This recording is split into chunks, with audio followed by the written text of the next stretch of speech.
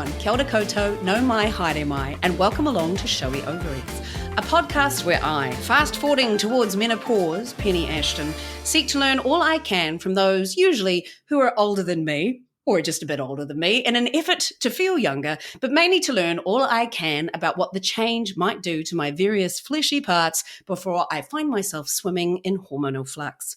A disclaimer, as always, that I am not a doctor, though I was in hospital very recently, and the doctor, as she was about to put the IV in my arm, I noticed there was some air in the line, and I said, is that supposed to be there? And she said, good point, I might find someone who actually knows what they're doing. So maybe I know more than I thought. But if you need actual medical assistance, then please do seek it out from a proper person and don't just listen to me. I will add that that doctor was actually really great. And obviously Christchurch A&E was just more than a little bit busy. So let's not judge her. Today's guest may not be a doctor, but in my even more continuing series of Shortland Street actors past, she played one of the most infamous shorty nurses of all time and Ferndale's first ever murderer, Carla Crozier. Malevolent sister to Ellen Crozier, aka Robin Malcolm. And Carla also recently returned to the street as a counsellor, but she was still up to no good. She is a professional actor, voice-over artist, journalist, playwright, and all-round fabulous lady. We have many gigs in common, which I will go into more in my longer introduction. She also doesn't find menopause very interesting, so I am officially declaring my first hostile witness. But I am determined to have a Shortland Street murderess on, so please welcome my reluctant podcast guest, Elisabeth Easther. Kia ora. Kia ora. Hello. So now you don't think it's interesting? I just haven't, I don't want to be, like casting aspersions on everyone else's fascination with their ceasing being a viable woman. No, I heard all these terrible things. Actually, I only started hearing terrible things in the very recent years when everyone started talking about it. And so I sort of started waiting for this terrible thing. I mean, I have to say one of your former guests, Robin Malcolm, had put the wind right up me. In fact, maybe that's why I barely had a menopause, because she blew it back up there. But, just nothing much has happened and very little to report. I haven't been moved to go to my doctor or wear patches, or I haven't bought tampons in about 6 weeks. Right. Okay, this is good. Well, you're jumping ahead. Because I kept thinking it would stop. Right. And it hasn't yet. Well, but no, this is good. And I've said this a bit. I've actually had a run of people a bit like yourself recently that have had very easy menopauses so far.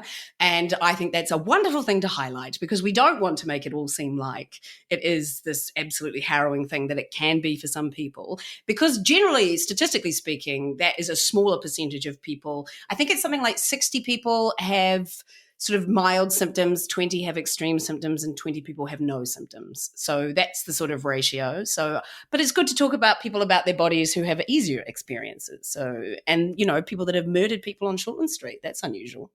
Yeah, maybe I got all my bloodletting out elsewhere. Who knows? I mean, God, it is. I mean, I do not just in any way make it as if people who have a bad time, any of it is psychosomatic, but there is a lot to be said for expectations. I was listening to this fabulous person on the national radio recently who'd written a book called Something About Great Expectations. And there was one thing that they talked about was the Harvard study, where cleaners in Harvard, they had a control group and a study group. And they were cleaners, which is a very physical job, but most of them didn't credit their work with being physical. So they put up in one group, they put up signs on the lunchroom walls saying, when you vacuum, you have this many calories. When you do this, when you do that. And the other group, they did nothing. And then they checked their markers for health with the ones that had the signs up.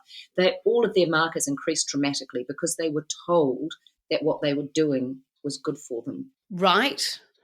So therefore their health benefits were better, is what you're saying. Yeah, they got health benefits that they didn't previously get from doing the same things.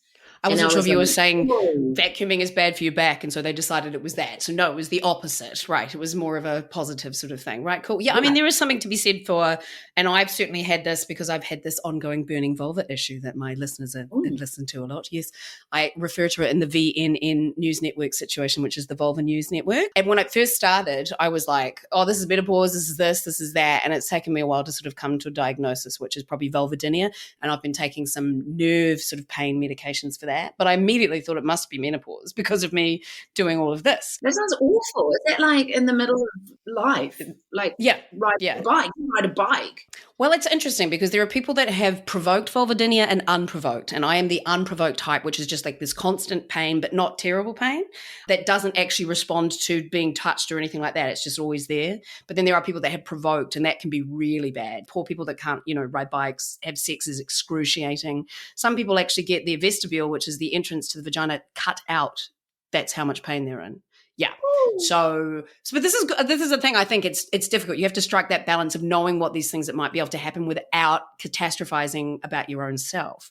But, the thing is we need to know about what menopause can do so people don't take antidepressants instead of HRT if they need it, because that's what's happened. HRT. A misdiagnosis. So that sort of thing. And that's why we need to know. And that's what thing too. If you have cultures that more value older women, then often the menopause symptoms are less severe, because they don't see it as this degeneration. So that's interesting as well. I once had a lovely friend who described her hot flushes well before I was in any sort of zone of that as power surges, and she sort of embraced them. Yeah. Particularly in the wintertime. Yes, and there's quite a few people that have said that. Power surges, and yes, I quite enjoyed them at winter and things. So yeah, I haven't had one yet, so I don't know. Have you? So you haven't had one? Well, it's that same thing of going, oh, was that one? But then people say the same with labour, you don't have to ask if you're in it. You just will know. But then that's not very helpful if you haven't done it before, because you'll go, but how will I know? Well, you'll just know. I mean, that's just so annoying. Right. But, every now and then, I sometimes blush. I always have. So it might just be like, I can think an embarrassing thought by myself and go, and blush. And then it's past. It's the power of your acting mind, you see. You oh my think God. of something. It's emotional memory. Stanislavski would be proud. Okay, so I've got a longer introduction for you now because we're sort of jumping all over the place, but I want people to know all about you, and this is very long because you've got lots of fabulous people in your life and also your life. So anyway, here we go. Elisabeth Easther was born in 1970 and is the daughter of the late, great New Zealand television broadcasting legend, Shirley Maddock, and also the late, great GP and cryptic crossword deviser, wordsmith, thespian and hypnotherapist, Michael Easther. Elisabeth grew up in Hamilton and became aware her mum wasn't your average mum when people kept asking Shirley in the street if she was who they thought she was, which she generally was, which is to say New Zealand's first female TV producer, presenter of such shows as 1964's Islands of the Gulf, about the Hauraki Gulf, which Elisabeth recently recreated on TVNZ. Potentially, she wrote the first ever news broadcast in New Zealand, and I love how nobody actually knows that for sure, and was an example of how when everyone in the country is watching the only channel every night, you get more than a little bit famous.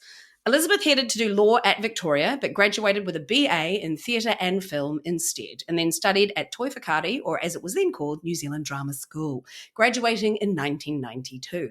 Her first notable role was as a dinosaur on Australian kids show Johnson and Friends, before landing the murderous role of Carla from 95 to 96, then again in 2021. Elisabeth had a taste of the fame her mother experienced during this time when, during the 1000th episode in 1996, 1/4 of all of New Zealand watched her character Carla murder her husband, though she never quite realised at the time what a toll that playing such an evil bitch was potentially taking on her own psyche. It also meant that once she left the street, Elisabeth had trouble finding work for a while, as she was so intimately linked to a psychotic nurse, even being replaced in a nappy ad in case she scared children, which I find it's like actors, people were actors. But happily, Elisabeth has since found a lot of varied work, doing voices on Power Rangers and the video game Path of Exile, which I am also voices on, also doing Whittaker's chocolate commercials due to her sultry tones.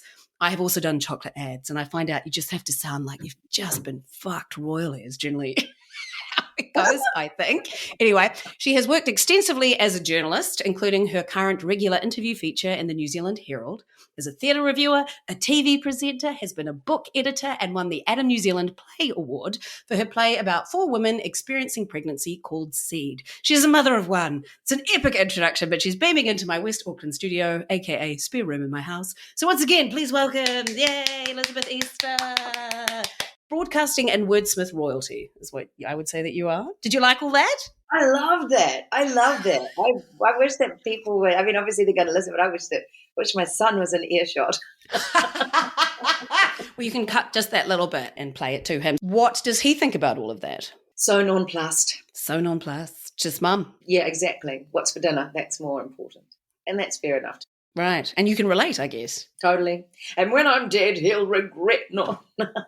Oh, yes, because I've read that you've regretted not talking to your mother about certain things. Well, lots of that. I mean, but that's the thing. I think even though I had lots of warning that Mum was going to die, you will always come up with new questions. And I think that, she died when I was 30. So How old was she? I have a lot of questions in the intervening 72. Right. I mean, for example, I know that it hasn't really been playing on your mind, but menopause. Like, did you know what your mother's menopause was like? Well, I've always been really curious about that because obviously hearing all these horror stories, I would like to have asked my mother. But I know that she, as many women did in her day, had a hysterectomy. And I was 9, so she must have been like 51, about my age now, in fact. Right. And I don't know if what was that preceded by, or if it was just what happened to women. It was like you've had 3 children, and now we'll whip those out because you just don't want these heavy periods, whatever it was. Who knows? Yeah. My mother had a hysterectomy too, and I didn't realise that. She was just telling me recently they actually left her ovaries in. So I suppose you don't even know if that happened with your mum or not. I have a feeling that everything, I don't know, I think people were a little bit less delicate in the 1970s. I know, I was quite surprised too because that happened. Mum was, I think it was like 84 for Mum, so it was a bit later. But yes, because exactly, it just seemed to be like, oh, you don't need that anymore, let's get rid of that. What else can we take? Yeah. Exactly. You don't have sex for enjoyment or anything, do you? I know, because they give you a vault, right? A vault is like the cervix to nowhere, and then there's a vault. Yeah. Vault, I love it. Yeah, that's what it's called. Putting one's precious family heirlooms. Yeah, family heirlooms. That's right. That's so true. Family heirlooms came from the vault, and that's the children. The family jewels. And we are our parents' jewels, are we not? Are we not? We're a prized gift, absolutely. I know, that must be, I mean, I can't imagine that must have been really hard losing her when you're 30 because there is still so much to ask. Oh my gosh, yeah. And you feel like such, still such a baby. But, anyway, it's what it is. And she was awesome while she was, she was, she was fabulous. Yeah. Now, I became aware of your mother, who I had no idea about. Oh, and you know what? I didn't actually know about Carla Crozier because I was living in the UK at that time. And I remember when I moved back, people talking about psycho bitch Carla and stuff. And I was like, I missed this part of Shortland Street. And I did. So, when you're in the UK in 1996, I may have read about you in the New Zealand News UK, but, it just doesn't make the news to the same extent, etc. No. So, yeah. And your mother, because I used to present a television show on Heartland called Kiwi Gold, and I would watch old episodes of Country Calendar and Alison Holst and Hudson and Halls. Yes, a lot of Hudson and Halls. And Paul Henry presented a game show called Every Second Counts in the 80s, and we did Islands of the Gulf. So I was researching her as when I discovered that you were her daughter, and I was like, oh, look at all this. So she was just very charming, wasn't she? She was. Had that really sort of. Was she born in England? She was, no, right? No. It's just how New Zealand broadcasters were supposed to sound. Yes, that whole New Zealand broadcasting sort of thing. They go, here, I'm having a lovely time on the Hauraki Gulf. Yeah, exactly. And she had a special voice. Quite as soft at her special voice. Oh, she put that on. We used to laugh at her special voice. Her radio voice, like if she was doing something on national radio on the telephone or something, and she'd go, oh, you put that down now. Oh, not quite like that. And then she'd be like, hello. Yes. And it was, we teased her a little bit. But then everyone's got a special telephone voice, don't we? Yes. Well, my sister has a teacher voice, and sometimes she uses that on me, and I can tell her where she can go when she does that, or in a group of people, and she's like, okay, everybody just need to listen now. And you're like, all right, Miss Ashton. Well, except she changed her name when she got married. I found that very strange, but she did that. And so your mother didn't do that, hey, when she got married? No, but then she did in certain things for, life. She was like Shirley Maddock, Easther, and you sort of right. Families merge, don't they, in sort of ways. I think now Dad might well become a Maddock. Yeah, but it's quite progressive in 1960 to not even take his name. I mean, like Jennifer Lopez has just taken Ben Affleck's name, which has astonished me. But, so for her not to do that in the 60s, I think was pretty. Yeah, but America, awesome. They've just bloody overturned Roe v. Wade, so, what can you expect? But Mum was very, clear that she'd written her books under that name, and she'd done her, that was her working name. And at school, she might have been Mrs. Easther, but Mrs. Dr. Easther. And how did your father deal with all of that? He was very cool with it. Yeah, right. Okay, cool. Super proud, loved her, completely, had his own thing going on, And I think because Mum was also an actor, was quite a very good actor, and Dad was more of a ham. And I thought she was very tolerant of his enthusiastic acting. I remember once I said to him, Dad, you use your eyebrows too much, you know, you don't have to play an old man. You are an old man. And he took umbrage for ages and quite often would say, and just because she's been to drama school, she thinks that she knows how to use eyebrows better than I know how to do eyebrows. And I was just like, oh my God, Dad just hates them. And he was in a lot of shows. I was reading that he was in like 150 shows or something like that. He was in Deflated Mouse with Malvina Major and bloody My Fair Lady with Max Cryer, and you know, like then Hamilton. Oh my word! I mean, you know, operatic society worlds. Yes. Yeah, I've never been involved. I auditioned for something for Showbiz Canterbury, as they're now called. It was the Christchurch Operatic, and I didn't get in. And I was like, how am I supposed to be an actor if I can't get into that? But I've managed to go my own way. I didn't get into Annie and Hamilton Operatic Society. My dad did. He got to be Roosevelt, and then someone died on stage one night, and he got to play another role as well from then on. And actually died on stage. Yeah, it was pretty sad. You've been very cavalier about that, right? Okay, on stage. Oh no, I mean it was 1970 something, right? But I remember also Dad, and it was really big production, you know, with those rolling, you know, like conveyor belty things and incredible sets and things. And I remember Dad bought me an Annie doll with this orange woolen hair and stuff, and I was like, I was about to say, did that because I would be like, fuck that doll, I don't want that doll. I fucking didn't want that doll. I remember putting it in my wardrobe, and I remember sitting in my wardrobe one day, tiny little wardrobe it was too, just sitting in there and pulling her hair out. Wow. I fucking hated it. I was like, Dad, do you not have any idea how hurtful this smarting, this tubby little Hamilton girl who maybe wants to be an actor on some level, as well as a lawyer and a doctor and a pilot.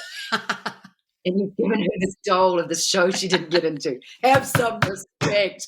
And why did Mum not do something? See, this is so much more hurtful than menopause. It's probably blocked my menopause. Nothing will hurt as much as that Annie doll. And it feels to me that feels like really good training for Carla Crozier. You're sitting in a room pulling out her hair. Oh, yeah. I could have been a beautician. I could have done a bikini waxes one hair at a time. Yeah, which is pretty malevolent when it comes down to it. Right. Well, I think you've segued beautifully into my first question that I've been asking everybody, talking about a small tubby Hamilton child, which is, what has your relationship with your body been like through your life, and what journey has that been on? Oh, I thought we were going to talk about pubes. I thought we were going to go on or off to everybody. Because, oh my God, apparently it's really common to take them off, but I don't think with my age group. My husband always keeps saying, it's your right as a woman. He's joking, but he also, you know, he's on board with that. Because, I mean, I bought an Epilady once. Have you ever used an Epilady? Yeah. It's basically rotating coils of evil, anger, and destruction. And I just put it on my leg, and the screaming. And I got my legs waxed once, and they turned pink and spotty, and it hurt like fuck. And I was like, there is no way that is going anywhere near my fanny ever, ever, ever. So no, I don't do any of that. Sometimes I like the Epilady. Yeah. The ads always have the lady just, I mean, she obviously isn't really using it. She's presumably shaving them, and she's just kind of driving it along her calf. I know exactly, her empty calf that has nothing on it, rather than just squealing. Yeah, she probably didn't even have hairs in the first place, and we're going to bloody just run this little egg beater whisk thing all over her. Oh, yeah, God. No, that was horrendous. But anyway, back to you and your body. Oh, what? If you wax down there too often, apparently because there's all this pulling, you're going to have labia down to your knees. Wow. Like, and who wants... I made that up, but I like to think. Oh, a saggy labia. Right. Even though there's labia plasty that you can get now, which people are asking for, even though they have perfectly normal, like particularly young ladies who, like, I was reading just yesterday a story of a woman, it was in Mind Food, a woman who was a doctor being approached by a young girl whose boyfriend had told her that her flaps were too big, and was bringing a picture of a porn star to say, I want to look like that, which is just horrendous. That's so sad. Yeah. So that's what you can do as a mother. You can instill in your son that you know, not show him per se. Look at, no, don't do that. Don't do that. That could be scarring in many different ways. And you never had sex again. Achievement unlocked. Hooray. Anyway, from your flaps to your perfect. So what's your relationship with your body been like? Relationship with my body. Well, like a lot of, I mean, I remember hearing about the clitoris from the book Are You There, God? It's Me, Margaret, which I found a very instructional manual. Excellent. Good. There wasn't a lot of, the information wasn't given, it wasn't withheld, but like in the sort of before my time, but it was definitely, you know, but then again, later in life, Dad was like, well, you just make sure you orgasm first because he will always come. And I was like, oh God, Dad. I mean, that's pretty amazing of your dad. I think that's awesome as much as it's your dad. Yeah, I know, retrospectively I realised that, but at 15 or something. Yeah, fully, yeah. Yeah. It's a little insight into your parents' love life, which is also something you don't want to Oh think my about. God, according to Dad, it was epic. Oh, According to Mum, it was epic. wow. I just didn't need to know. That's Anyway, luckily I never heard them though. I think the house was suitably separated. Anyway, Oh. so yes, I'm like most people, I hated it until I stopped caring, and then I realized it was actually a really cool body. Yeah. But I called my diary for many years, which I kept religiously from the age of 12 to 52. Yeah. 101 ways to call myself fat. I thought there's a catchy title for a diary. Oh my God! So you listed? Well, it was. Oh fuck! Oh no! But I mean that it was like it was often. It was like if I could just lose a little bit of weight, I'd be really happy. Today, we had half a day at school, and so came in drunk, and that was really funny. But nobody noticed, and we managed to keep her intoxication from the teachers. Hockey this Saturday was really wet. Oh my God! I wish I had a flat stomach. Oh my God, I like this boy. He's so cute. Oh my God, I'm going to let him finger me. I think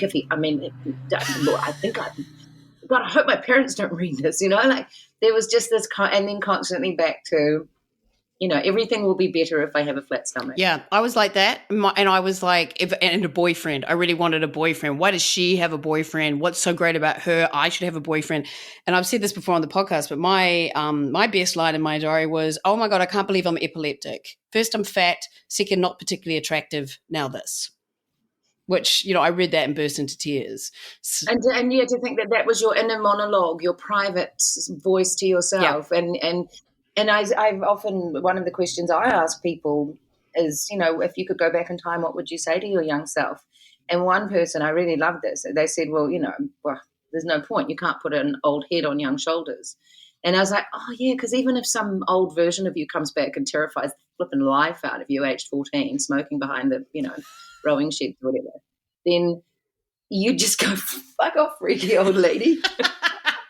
Well, yeah, have an orgasm first, love. Have an orgasm first, right? Okay. And put that cigarette out. Yeah. You'll only, you're going to have to stop one day. Really put that cigarette out. When did you quit smoking?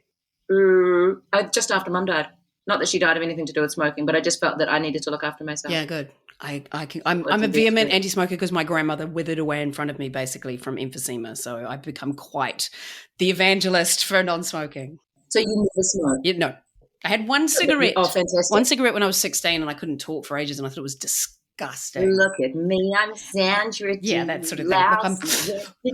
And I smoked weed a couple of times, but I didn't really enjoy being stoned. So my lungs are reasonably unsullied, but I also am asthmatic. So it would have been a very bad idea. A really bad idea, but it is just the stupidest thing. Like a lot of young people seem cleverer about it now. I don't think the price puts people off, but vaping is so prevalent. So it's kind of just like the new candy floss flavored stupidity. I know, and then people are vaping that never smoked, and you like a lot apparently kids, and you just go, that's odd. That's odd. But anyway.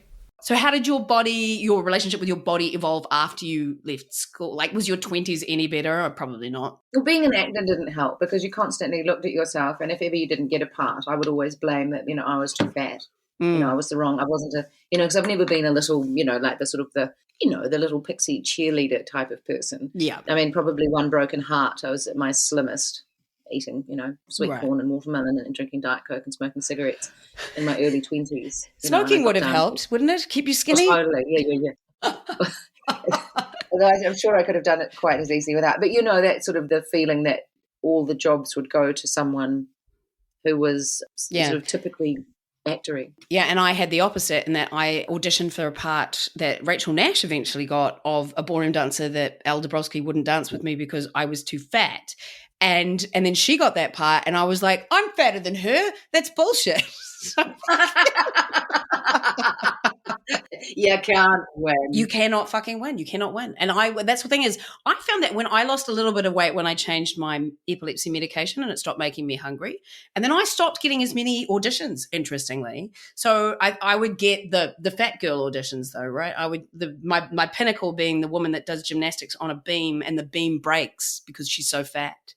Yeah, which was a terrible, terrible ad. I didn't get it. I've never been more thrilled to not get an ad. But I was like, what man wrote this script? Like, what bullshit is this sort of thing? But then, and then I lost a bit of weight and then I don't get auditions at all. So I found that interesting. So I don't know. So we're never fucking happy, are we? No, until you get to that lovely point where the other day I went for an audition and I said, there's scenes in an aqua jogging and you'd have to wear new togs. And I was like, fabulous. I got a fabulous body. I'm super excited about that. And the young audition booking person at the agency was like, and then I wrote back and said, I'm kind of joking, but I'm not. It's a great thing to be this age. And she said, I can't wait to be like that. Oh, God. That's a short sentence that speaks volumes. I can't wait to be like that. You know, like you just get a little insight into, yeah. So, and what was the tipping point for that? Was it having kid? Was it, what was it? No, I hope most people feel less bothered by people's opinions. And, you'd like to think that you get to that age where you kind of, there was a time when sometimes if I'd be out and about and I go, oh my God, there's been a whisker on my chin all day. It's like, now I'll still try and keep on top of them. But at the same time, I'm not going to fall into a pit of like, who's seen it? Them, and I'm just like, now I'm like, right. I was just doing that before and it took me ages. I have one. I've mentioned it a few times now. Recalcitrant hair. Just one. But I find it really hard to see. So I'm spending ages and I have to get it just in the right light so that it's glinting off the light. A pair of tweezers trying to find it. And it took me like 3 minutes and then I hurt my neck. I want one of those fancy like mirrors they have at hotels that come out on a stick and it all lit up. Right. So you can get that down there because, of course, I don't wear reading glasses yet, but, that whole short, long distance thing is happening. So anyway, that's fun. Right. Okay. So it just sort of something that just happened over time with age. You just went, fuck it. Yeah. And it's not necessarily that you notice like suddenly you realize, oh my God, I don't really care what you think of me. Or, I remember once asking, I never got a part on Hercules or Xena. And Colin Moy, my boyfriend at the time, was doing reading in with whatever her name was, the casting woman that will come to me. And he said, why does, because I said, can you ask her why I never get a part? I mean, everyone else did. And she said, oh, she's too big. No. And Colin duly brought this back to me, which I thought he could have probably. He could have. Even though it's because you want to know. Yeah. I mean, is that better than she's a shit actor? Yeah. It's just, there's just not been the part for you yet, darling. Yeah. That would have been better. Yeah. It would have been nicer. You're stroking your pussy on camera right now. Yeah. What's the cat's name? Strokeable. It's very strokeable. Come on, mister. He's just too interested. He's because I'm not paying any attention to him. Okay. He's an only cat. He's an only cat. I see. Have you gotten to a point where you can appreciate the things that your body can do for you? Totally. Oh my God. Yeah, actually, it's a great body. It does running and it does tennis and it does, it's a really physical body. I cycle long distances. If I got like stuck somewhere and I had to walk for 4 days with my life's possessions on my back, I'd be like, oh, all right. I'd hope to have a decent pair of shoes, but I would just keep walking. I could do that, right? I can kayak for yonks. I can just, one day recently I kayaked around Kauai Island. It was like 25 kilometres. I was like, always wanted to see what's around the next corner. Right, okay. I'll have a look. Very good. And I love doing that voice acting stuff. I wish we had more of that in New Zealand. So what sort of characters have you done?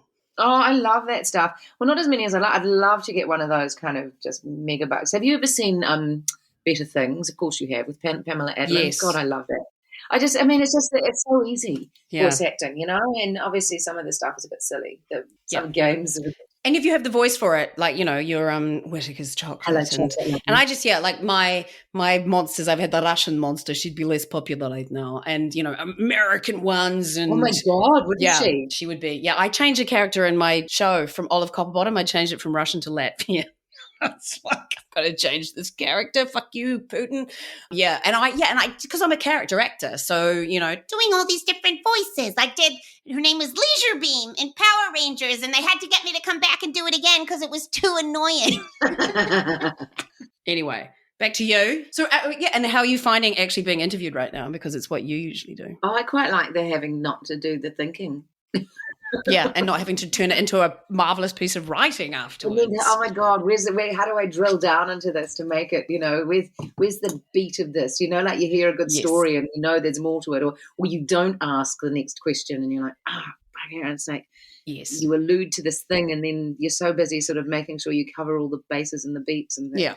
Yes, and very relaxing. because my last one was with Leanne Dalzell, and I realised that I hadn't asked her some things that I wish that I had, and that was my only real COVID brain freeze moments, because it was on day 5 of COVID that I interviewed her. Oh, God. I know. I was like, maybe I was trying to walk before I could run. But, yeah, there was only a couple of times when I really did blank, and I don't usually blank. And I was like, she's just looking at me on the screen, and we eventually got there because she was very nice. But you would have told her you had the yes, Rona. And I didn't cut that out of the podcast because I thought it was quite funny. So, yeah, I was being very honest. Very honest. See, it's not a hoax. Yeah. It's a real thing. That's right. Oh, my God. You know what would be really interesting would be to find somebody who has had really strongly anti-vax opinions and then nearly died and then has come to see the light. Yeah, that would be fascinating, because I just have a feeling that they wouldn't. They would be like, see, I survived. I didn't need it, because their level of delusion is so strong. I see you. Yeah. And taking all sorts of injections that they don't know what's in, even if they get hooked up to bloody fluids and stuff. I mean, they'll be like, people snort coke and they don't know whose asshole that's been up in a condom. You know what I mean? Like the same sort of people that would be like, "Oh, I'm not going to sully myself with that." I just had no patience generally. So then, how did becoming pregnant and having a child? Did that make you even more appreciative of your fabulous self? That was great. I mean, wearing a bikini while you're pregnant is just the most liberating thing. Not only is it not suck it in, it's like stick it out. And did you enjoy being pregnant? Yeah, I did actually. It was great. It was one of those sort of I felt pretty nifty actually. I had a really bicycle riding, carry on, doing my thing. Right. Okay. And he's also just a really nice person. Like he's actually just been a really decent human. Every now and then I get an eye roll, but I quite feel like he's turning out okay. That's a remarkable achievement, absolutely. I think, because there's Sometimes he likes to wind me up. A lot of people seem to make assholes. So if you've made a nice one, then well done, I say. Yeah. Well done, you. And thank you. Chasing around the house trying to show him my vagina. This is a joke. This is a joke. No, it would be a joke. I would never. Oh my God, I so know what the topics that are on the table and off the table with him. Right. Because people tell me daughters can be very forthcoming with their sex information. Right.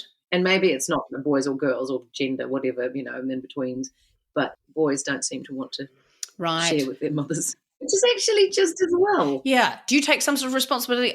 For me, I think I would find it like that I would really want to imbue those notions of consent, and all that sort of stuff. Oh, God, yes. Yes. So have you drilled that into him well and truly? I remember one time I made him cry because he was tickling me and I didn't like it, and I was like, stop, and he wouldn't stop, and he thought because I was sort of laugh crying that it was okay, and then I was like suddenly went, I'm saying no and you're not stopping and this is really important, and I think and I had a big I suddenly realised the importance of my no, which was genuine, but at the same time was, as part of a game. Yeah. And you know what? I can relate to that story because I fucking hate being tickled. I fucking hate it. I hate it more than anything. My husband even puts his hand like on my knee, that whatever that horsebite one, and I just oh my God, I can't stand it. So I can relate to that story on many levels. So that's great. And I know that did he have good consent education at school? The police came once and did some sort of that sort of thing in Form 2 or Form 1, and he said, Mum, why do people shave cats? And I was like, oh my God, shaved pussy coming to I know what you're talking about, but we're not. And then one of his Form 2 teacher, whom I adored, actually Form 1 and 2 teacher, he was so cool, Mr. Brown, he was like, and don't feel that you should, because you need your pubic hair to keep it warm down there.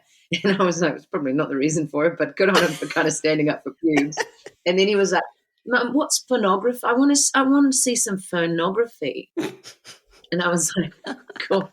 I actually wrote about it for North and South. How do you, in this pornification society, how do you ensure that you do, because if that's the place they're going to go. But I sometimes look, not so much now because he's 16, but I sometimes have looked at his search history and it's surfing videos, fishing videos, which I find a bit offensive, and the occasional game. He doesn't even really game that much, but just, like maybe sometimes he might watch other people playing games, which feels really innocuous. Right, okay, great. And he's not smart enough to hide anything. Right. That you know. Oh, God, what do I know? Maybe he does. Was your mother good with you talking about all the body stuff and those sorts of things? Yeah, I mean, I think we were all a bit more titillated by where do I come from. And Dad, as a doctor, had a copy of, which I still have, I can show it to you if you want later. Sounds exciting. Of The Joy of Sex, which was very instructional. Yes, indeed. A lot right. of information So there. nothing was a surprise for you? No. Although I do remember making things up and telling other children at primary school. I remember once telling one girl that tampons could be used for sexual pleasure. I don't know why, because I think we were seeing them advertised in the back of, and she was like, "Oh, really?" I had a boy ask me that once, like in high school. I was like, have you got any questions you want to ask a girl? And he was like, do you get turned on when you put in a tampon? And I was like, no. But then I was like, oh, I can see how that's a valid question. I can understand. It's actually why shouldn't it be? Because I remember when we used to send away for all the free tampons before we needed them, there was something kind of a little bit naughty, saucy about the idea of them, not because it was penetration, but just it was all down there stuff. And wanting my period, and then when it came, not wanting it anymore. Right. How old were you when you got your period? 12. Just 12. Right. Okay, cool. And did you have was your period difficult or? It was quite sore sometimes. I remember Mum and Dad both being in my bedroom, and Mum would be bringing in a hottie and Dad would be bringing quite hardcore drugs and handy, as a doctor, like codamol and stuff, codeine, most things are. And I thought, you would probably go to sleep soon, so off you go. And I had, a couple of times, because I didn't think to plot it. And so it was always a bit of a surprise. Right. Until, until apps came, actually. Oh, right. Apps have been great. See, for me, I just would always get sore tits for like 2 days beforehand. I've been pretty lucky. They haven't been too bad. And when I was young, I used to always just have to take a couple of Nurofen, and if I hadn't done that, I could feel it, but that was it. But I would always get sore breasts, so then I always had heads up, which was useful when it came down. It's quite handy. I did find the tummy ache a little bit handy. Although when I was younger, I remember once in second form camp, when it was probably like my second or third period ever, and then waking up in my borrowed sleeping bag, which Mum had got from my godmother's son, whom I had a huge crush on.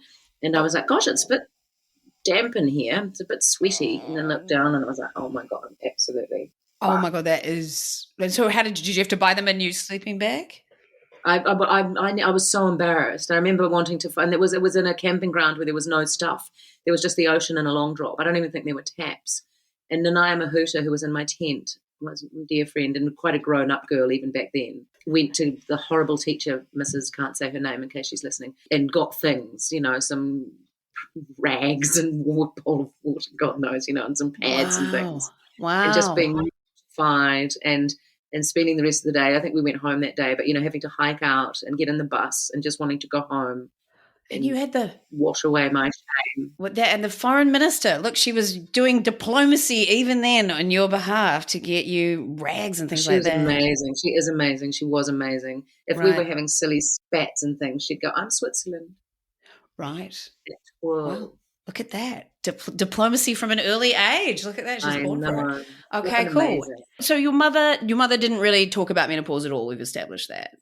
No, because I guess it wasn't it wasn't interesting. But but I also knew that the hysterectomy was quite a big deal. Like she came home and was in bed for quite a long time, and other mothers came and with lunches and things that went in the freezer. There were casseroles and lovely Yvonne Witherington came round with chip and Marmite sandwiches, which don't freeze well. So I find it's interesting though, isn't it? Because they were so open with you talking about orgasms and the joy of sex and periods and things like that, and yet this is the bookend to all of that, but that never really came up. It's kind of like the monster at the end of the book as well, isn't it? It's like, oh my God, I'm the monster at the end of the book. Maybe it hadn't occurred yet. Yeah. Like I didn't even think much to talk to Dad about it. And he died 4 years ago. Yeah. I mean, because the thing is, we were told nothing, right? There was nothing in pop culture. It was basically completely shunned and shamed, I feel like. And that's why it has exploded now, because people are able to talk about it. And that's good. But again, you've got to get that balance right. Absolutely. So you did you know what perimenopause was or anything like that? I mean, Robin's obviously been quite talkative about it and stuff, but yeah, but not. I mean, just because nothing was happening to me, it wasn't particularly, but then I was very sympathetic to people I knew who were having particularly bad times. Yeah. So you haven't had a single symptom at all of anything? Well, maybe periods like 47 days late. Yeah, but, there's a lot more that can go on. So that I would say that could be a symptom. That's bloody great. Imagine if it just stops and then that's all you've had to deal with. That's fucking amazing. I do know other people that's happened to as well, because, I'm curious about it. Like, I do ask people sometimes, where are you at? Yes. And some people are extolling the virtues of HRT and other people are like, oh, it stopped and then there was one for 10 days and then there was one for then it stopped, and then the little one, and then, like there's kind of like a long, gentle goodbye. A long, gentle goodbye. Yeah, whereas there was somebody else I was talking to that basically had a period for 3 years. So, yeah.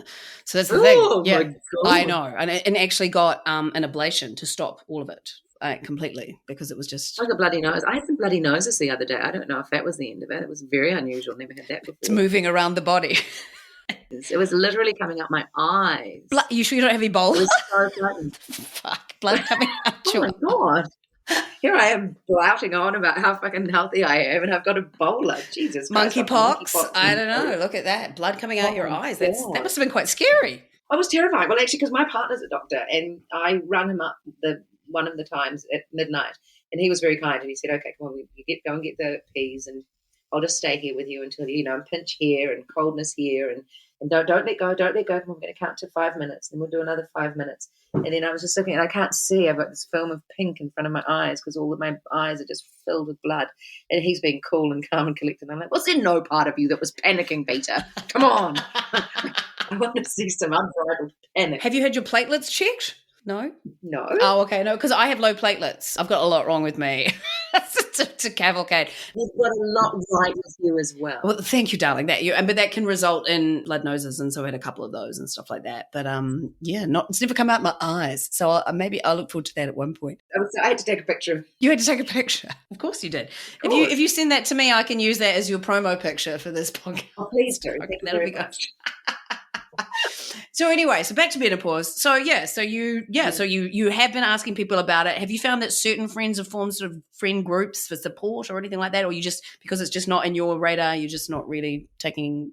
No, definitely no support groups, and I've definitely not been asked to join any, but I would probably be really annoying. You would be annoying. Because, Well, I mean, the thing is, like, oh my God. as long as, because there was this woman that wrote an article in the UK that was all like, my menopause was easy, everybody needs to shut up about theirs, and that's bullshit. So it's like, you can acknowledge. That's not fair either. That's no, that's not. Yeah. Well, I did. This is so embarrassing. This will make me hot.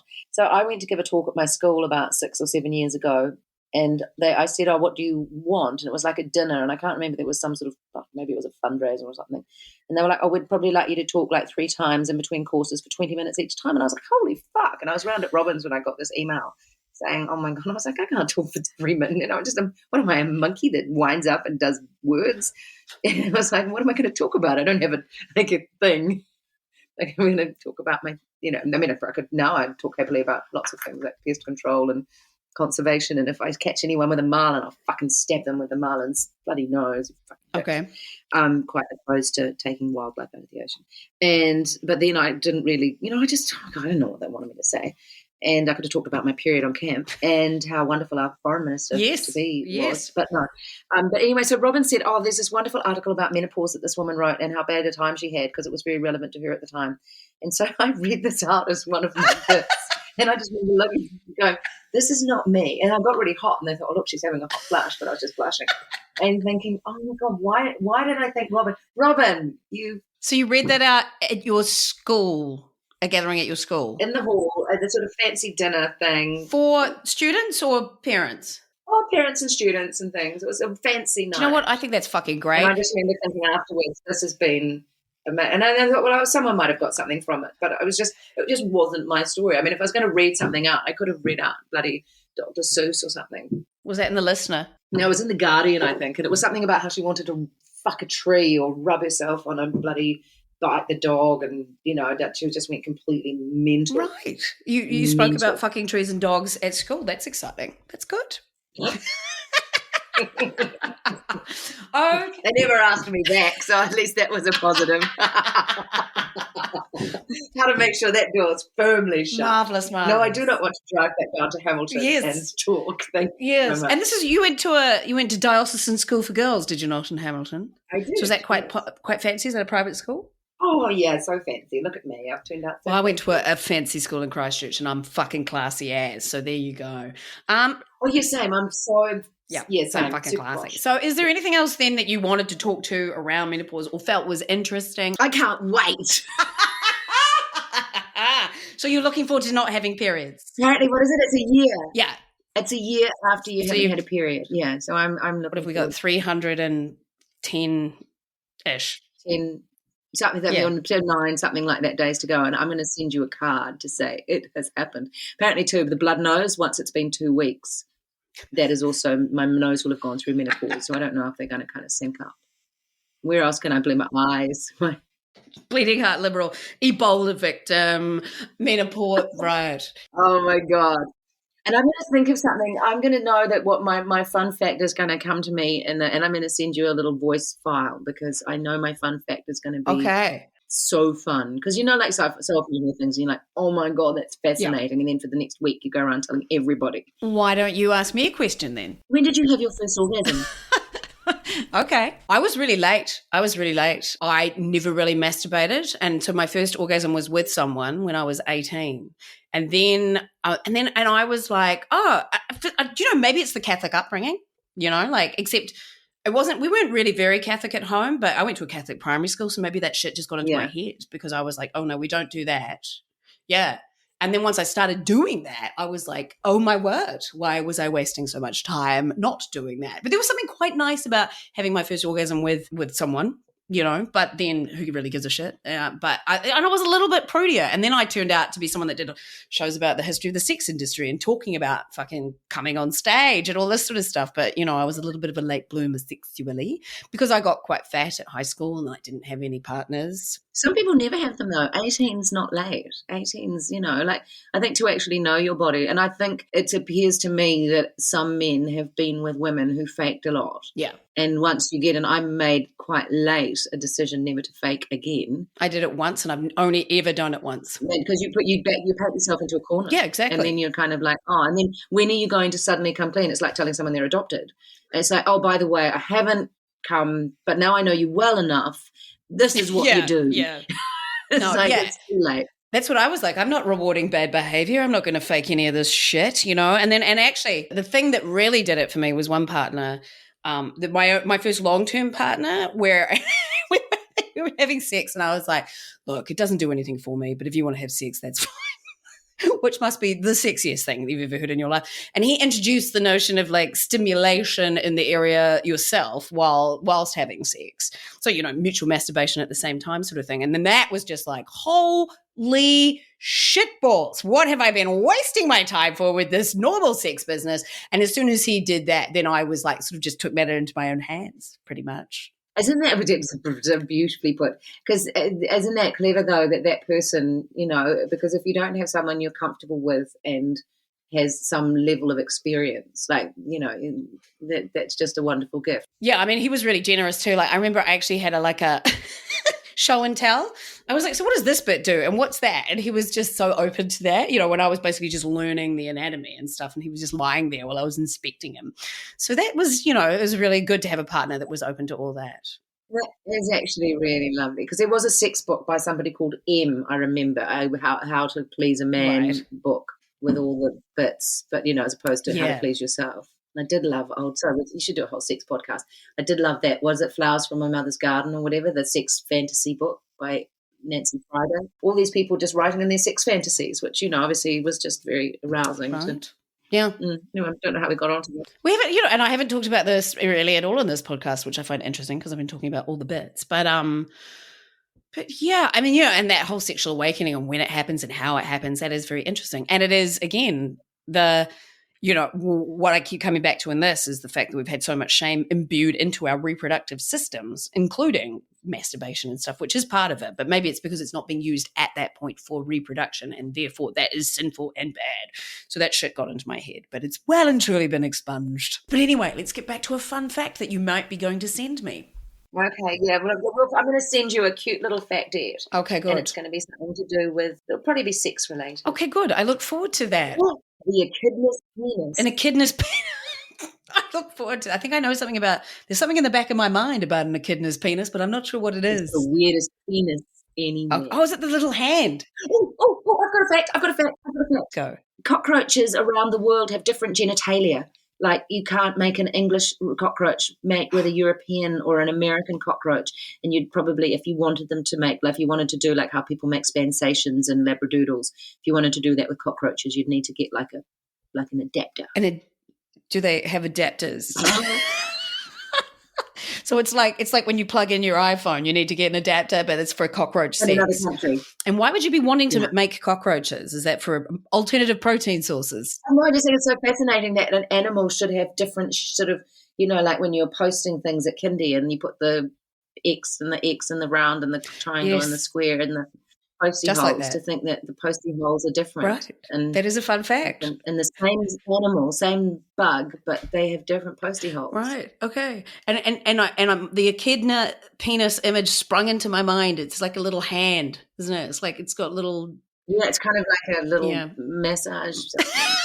And I think it doesn't really do even penetration. I think it just sort of covers, because they sprays have some seed in the womb. I think the baby in the pouch just kind of rolls around in the milk. They don't really have nipples. They just sort of sweat out. This has been fascinating. Right. Okay. Good. I could be making some of this up or extrapolating it incorrectly. It's like I like the word cloaca. The birds rub that together. Yeah, every one hole fits all. God, imagine that. Cloaca, just like rubbing our asses against each other. Anyway, this has gone in directions that has not. The birds are a bit rapey, though. That's another thing. Well, let's leave that there. And did you know that stitch birds are the only face-to-face copulators? So do they rub their cloaca? I always thought that they were looking at each other when they were rubbing their cloacas, but they're not. I can't imagine the dude just spots all over the lady. Oh, yeah, like the chicken grabs on the back, doesn't it? You can see that when a chicken's doing that. Okay, this podcast has gone in a very different direction. But I appreciate you. I appreciate you very much. See, this is why I love fun facts of all kinds, penis-related, cloaca-related. And on that note, so you were someone that didn't want to talk about menopause, and we've gone in many different directions, but I shall wrangle it back to the end.